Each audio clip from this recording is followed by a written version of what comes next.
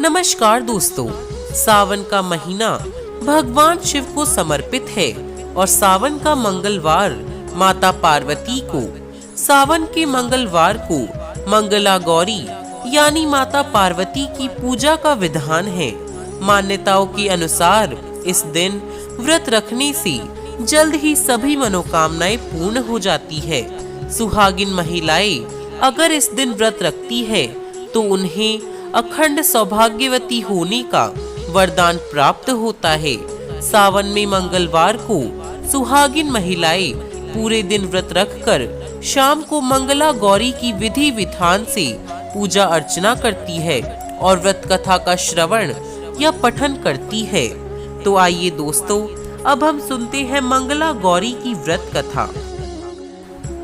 एक समय की बात है, एक शहर में धर्मपाल नाम का एक व्यापारी रहता था।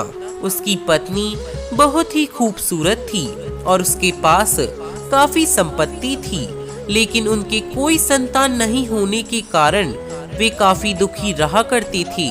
भगवान की कृपा से उन्हें एक पुत्र की प्राप्ति हुई, लेकिन वह अल्पायु था। उनके पुत्र को श्राप मिला था कि 16 वर्ष की आयु में सांप के काटने से उसकी मृत्यु हो जाएगी। संयोग से उसकी शादी 16 वर्ष से पहले ही एक युवती से हुई, जिसकी माता मंगला गौरी का व्रत किया करती थी। परिणाम स्वरूप उसने अपनी पुत्री के लिए एक ऐसे सुखी जीवन का आशीर्वाद प्राप्त किया था, जिसके कारण वह कभी भी विधवा नहीं हो सकती। इस कारण धर्मपाल के पुत्र की आयु 100 साल की हो गई। सभी नवविवाहित महिलाएं इस पूजा को करती है और मंगला गौरी व्रत का पालन करती है और अपने लिए लंबे सुखी और स्थायी वैवाहिक जीवन की कामना करती है। उनकी मनोकामनाएं अवश्य ही पूर्ण होती है। जो महिलाएं उपवास नहीं कर सकती वह मां मंगला गौरी की पूजा कर सकती है। कथा को सुनने के बाद विवाहित महिलाएं अपनी सास और ननद को लड्डू देते हैं। साथ ही ब्राह्मणों को भी प्रसाद दिया जाता है। इस विधि को करने के बाद 16 बाती का दिया जलाकर मां मंगला गौरी की आरती करे।